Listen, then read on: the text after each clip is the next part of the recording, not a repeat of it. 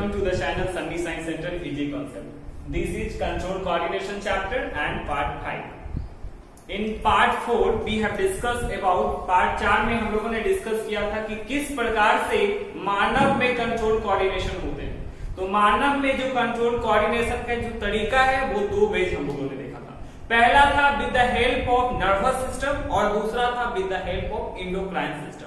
तो आज nervous system के बारे में डिस्कस करेंगे। देखिए एज वी नो डेट, जैसा कि हम जानते हैं हमारा बॉडी जो है उसका जो ऑर्गेनाइजेशन है ऑर्गन सिस्टम लेवल का है, ठीक है, जिसमें तरह तरह के digestive system, respiratory system, circulatory system, excretory system, ये ऑल सब कंबाइन होकर के एक ह्यूमन बॉडी का डेवलपमेंट करवाता है। अतः यहाँ पर जो नर्वस टिश्यू बनता है, नर्वस सिस्टम जो बनता है, ये जो कंबाइन होकर के बनता है जिसका नाम है न्यूरॉन सेल। न्यूरॉन सेल लगातार कंबाइन होकर के है ना नर्वस सिस्टम का डेवलपमेंट करता है, फिर टिश्यू बनता है, फिर ऑर्गन बनता है और जाकर के एक फाइनली नर्वस सिस्टम डेवलप करता है जो कि थ्रू आउट आवर बॉडी फैला हुआ है हमारे पूरे शरीर में, ठीक है। और उसमें पार्टिकुलरली क्या है कि रिसेप्टर मौजूद होता है और वो क्या करता है, सिग्नल को रिसीव करता है फिर ट्रांसमिट करता है। तो आइए देखते हैं ब्रीफ में। सबसे पहली बात, न्यूरॉन सेल होता क्या है, तो बता रहा है neuron is the structural and functional unit of nervous system. ये जो न्यूरॉन सेल है स्ट्रक्चरल बनावट है और फंक्शनल यूनिट है, मेन इकाई है किसका, नर्वस सिस्टम का। It is largest cell in the body, और ये शरीर के मतलब कि सबसे बड़ा सेल है, ठीक है। दूसरी बात, it help in carrying message है ना from in the form of electrical impulse. ये क्या करता है कि किसी भी इंफॉर्मेशन को इलेक्ट्रिकल इम्पल्स में क्या करता है, ट्रांसफर करता है ब्रेन के पास। सपोज दैट है ना आप कहीं होटल में गए, ठीक है, अचानक वहां रसमलाई देखने को मिला और फिर क्या ना एकदम ब्रेन को सिग्नल मिलेगा, ठीक है, स्टिमुलस क्या हो गया, वहां पे रसमलाई देखना, ठीक है, सिग्नल गया ब्रेन के पास, ले लेते हैं, खा लेते हैं थोड़ा सा, समझ रहे बात को। तो वो जो सिग्नल जो ट्रांसफर होता है और किस प्रकार से, तो वो सेंसरी इंपल्स के द्वारा हम लोगों ने देखा सबसे पहले सेंस ऑर्गन आई के द्वारा, फिर स्टिमुलेट हुआ माइंड में कि नहीं अरे इसको खाना चाहिए, फिर अरे छोड़ देते हैं। तो ये जो होता है control and coordination with the help of nervous system के द्वारा होता है, उसी के बारे में। तो ये क्या हुआ, इलेक्ट्रिकल इंपल्स के रूप में हमारे ब्रेन को सिग्नल भेजता है, ठीक है। वो बता रहा है it help in carrying messages in the form of electrical impulse, ये इलेक्ट्रिकल इंपल्स के रूप में सिग्नल भेजता है। उसके बाद आ जाइए, ये जो न्यूरॉन सेल है इसके तीन मेन पार्ट है जिसका नाम है axon, cell body and dendrite. देख रहे हैं, cell body, dendrites and axon, ये तीन मेन पार्ट है न्यूरॉन सेल का। सबसे पहली बात, इसका जो स्ट्रक्चर देख रहे हैं इस प्रकार से है। ए जो मेन है न्यूक्लियस है, इसके अंदर साइटोप्लाज्म कंटेन होता है जिसको बोला जाता है simply content of the cell is called cytoplasm, ठीक है। और उसके बाद यहाँ से जैसे ही आ जाते हैं, सेल बॉडी हो गया, एक एक्सॉन है और एक क्या हो गया, एक्सॉन टर्मिनल। जो यहाँ पे देख रहे हैं इस प्रकार से निकला हुआ है, इसको बोलते हैं डेंड्राइट, और डेंड्राइट्स में ही रिसेप्टर मौजूद होते हैं। जैसे कि हाथ पे अगर है ना हमारा हैंड है, ठीक है, इस पे अगर एक चींटी भी चलेगा उसका सेंसेशन होता है। ऐसा होता क्यों है, क्या होता है कि जैसे ही वो चींटी चलता है हमारे न्यूरॉन सेल में जो रिसेप्टर है डेंड्राइट्स के पास, वो रिसीव करता है कि कोई तुमको पिंच कर रहा है या पेन काउच कर रहा है, ठीक है। और वो इंस्ट्रक्शन फिर आगे की ओर सेल बॉडी में पहुंचता है, फिर डेंड्राइट यहाँ पे एक्सॉन के पास, फिर एक्सॉन टर्मिनल से ब्रेन को सिग्नल जाता है, फिर ब्रेन कंसर्न ऑर्गन को मैसेज करता है कि उसको मसल दो, है ना, तो उसको क्या करते हैं, मसल देते हैं, समझ रहे हैं। तो इस प्रकार से काम होता है। तो सेल बॉडी किस लिए रिस्पॉन्सिबल है, तो it is responsible for containing cytoplasm and nucleus, it connect है ना डेंड्राइट्स। ये क्या करता है, इसका जो मेन है काम क्या है, वो कॉन्टेन करता है साइटोप्लाज्म को या न्यूक्लियस को इसमें रखता है, और ये क्या करता है, कनेक्ट करता है डेंड्राइट से, ठीक है। दूसरी बात, डेंड्राइट है क्या, तो डेंड्राइट है तो शॉर्ट फाइबर स्ट्रेचिंग, देख रहे हैं छोटा छोटा फाइबर का स्ट्रेचिंग फैला हुआ है out in the cell body is known as dendrite. इसके पास क्या होता है, रिसेप्टर होता है। ये जो रिसेप्टर है, पिछले लेक्चर में मैंने बताया था कि डिफरेंट रिसेप्टर होते हैं जो क्या करता है, रिसीव करता है सिग्नल को, है ना, या स्टिमुलस को, और फर्दर क्या करता है, प्रोसीड करता है। ठीक है, उसको हम लोग कहते हैं डेंड्राइट्स। उसके बाद है एक्सॉन। एक्सॉन है क्या, it is the insulated part of neuron cell. ये क्या है, इंसुलेटेड पार्ट है, किसका, न्यूरॉन सेल का।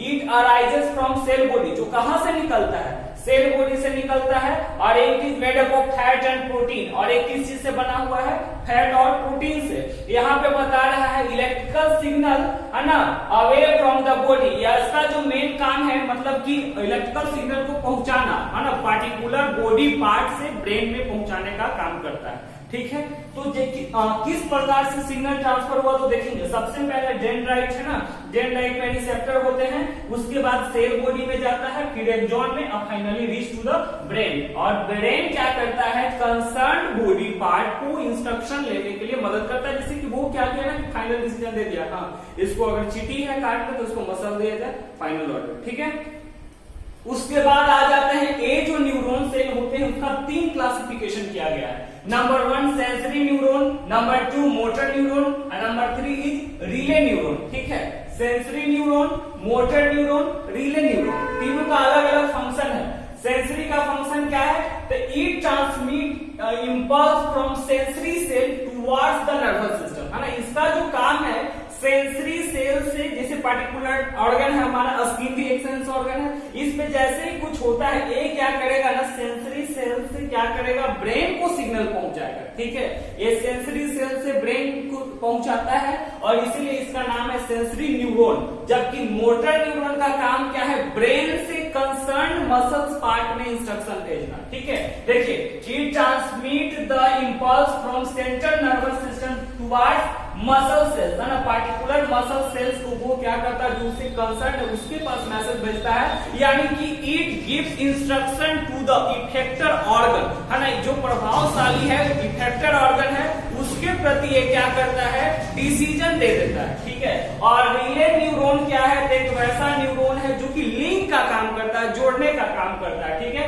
और ये कहां पे मौजूद होता है, तो सेंट्रल नर्वस सिस्टम में। देखिए, सेंट्रल नर्वस सिस्टम है ना, जो कंसिस्ट करता है 2 ऑर्गन का, एक का नाम है स्पाइनल कॉर्ड, दूसरा के नाम है ब्रेन। ठीक है, सेंट्रल नर्वस सिस्टम जो मेन है वो 2 पार्ट कंसिस्ट करता है। Number 1 spinal cord, number 2 brain, ये दोनों मिलकर के क्या बनाता है, सेंट्रल नर्वस सिस्टम। और वो जो एक और नर्वस सिस्टम जिसमें मसल्स भी कंसर्न हो जाता है, उसको बोलते हैं PNS, पेरिफेरल नर्वस सिस्टम। ठीक है, वो उसको भी 2 भाग में बांटा गया है, वॉलेंट्री एंड इनवॉलेंट्री। ठीक है, यहाँ पर फिर देखेंगे कि आखिर किस प्रकार से सिग्नल ट्रांसफर होता है। तो देखिए, 2 न्यूरॉन सेल के बीच में जो गैप होता है उसको बोलते हैं साइनेप्स। ठीक है, microscopic gap between 2 neuron cell, सूक्ष्म गैप, बहुत हल्का सा गैप होता है, जब जहां पे जंक्शन पॉइंट होता है ना, जहां ट्रेन जानते हैं 2-4 ट्रेन लगती है आकर के, उसको जंक्शन बोलते हैं। ठीक है, तो यहाँ पे क्या हो गया, जनरली जब 2 न्यूरॉन सेल आपस में ज्वाइन होते हैं तो वहां पे लिटिल गैप रह जाता है, एकदम छोटा सा गैप, माइक्रोस्कोपिक, जिसको आप माइक्रोस्कोप से देख सकते हैं, एकदम सूक्ष्म गैप, उसको कहते हैं साइनेप्स। ठीक है, बात को समझेंगे। तो साइनेप्स है क्या, microscopic gap between 2 neuron cell, है ना, बहुत छोटा सा गैप है 2 न्यूरॉन सेल के बीच में, उसको हम साइनेप्स कहते हैं। समझ रहे हैं बात को। At synapse electrical signal convert into chemical, है ना, वहां पे क्या होता है, ये जो इलेक्ट्रिकल सिग्नल है वो कन्वर्ट हो जाते हैं केमिकल सिग्नल में, और फिर क्या करता है, पास कर जाता है दूसरे में। ठीक है, तो इसी फॉर्म में सिग्नल जो है वो केमिकल से इलेक्ट्रिकल में कन्वर्ट होता है। इसलिए साइनेप्स यानी न्यूरॉन को कहते हैं one way valve. One way इसीलिए कहा जाता है क्योंकि केमिकल जो है एक ही साइड में मौजूद होते हैं, और एक ही साइड में केमिकल मौजूद होते हैं, और उसका काम क्या है कि जो भी सिग्नल आ रहा है उसको केमिकल से इलेक्ट्रिकल में कन्वर्ट करके पास करना है। ठीक है, तो देखिए The microscopic gap between two neuron cell is called synapse. At synapse, synapse समझ में आ रहा है क्या है? कुछ नहीं, छोटा सा एक टर्म है, दो न्यूरॉन सेल के बीच का जो गैपिंग है उसको साइनेपेज कहते हैं ना। Microscopic gap between two neuron cell is called synapse, ठीक है। माइक्रोस्कोपिक गैप है दो न्यूरॉन सेल के बीच का, उसको हम क्या कहते हैं? साइनेपेज कहते हैं, ठीक है।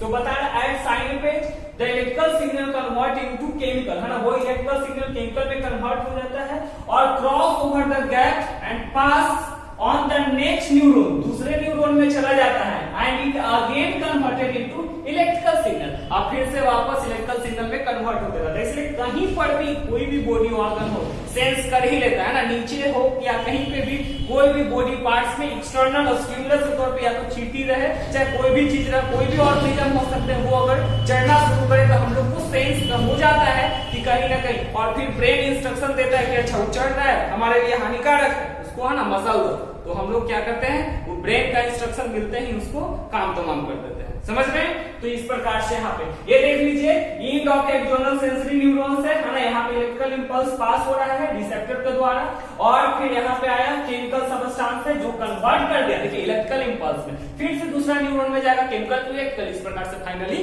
ब्रेन तक पहुंच जाएगा, और ब्रेन जो है इंस्ट्रक्शन देगा कंसर्न बॉडी ऑर्गन को, समझ रहे हैं। देखिए साइनेपेज यहाँ पे लिखे भी हैं हम लोग, synapse actually act as one way valve because chemical substance is present only one side of the gap, है ना, ये वन पे इसीलिए काम करता है क्योंकि केमिकल सबस्टेंस जो होते हैं एक ही साइड में मौजूद होते हैं, और वहीं से एक केमिकल को इलेक्ट्रिकल में कन्वर्ट कर देता है, समझ रहे हैं, एक कन्वर्ट कर देता है केमिकल टू इलेक्ट्रिकल में, ठीक है। तो gap due to nerve impulse passes through particular set of neuron, यही कारण है कि नर्व इंपल्स जो है वो पार्टिकुलर सेट से ही, मतलब एक जोड़ा से ही कैसे पास करेगा, तो किधर केमिकल है वो chemical to electrical, chemical to electrical, ना कि इलेक्ट्रिकल टू केमिकल, ठीक है। इस प्रकार से वो क्या होता है, पास आउट होता है, और finally it reach to the brain, brain के पास पहुंचता है, and brain give the instruction to the concern body part, ठीक है, टू टेक डिसीजन, है ना, तो अच्छा निर्णय ले सके। आगे के वीडियो में हम लोग डिस्कस करेंगे reflex action and reflection. Thank you.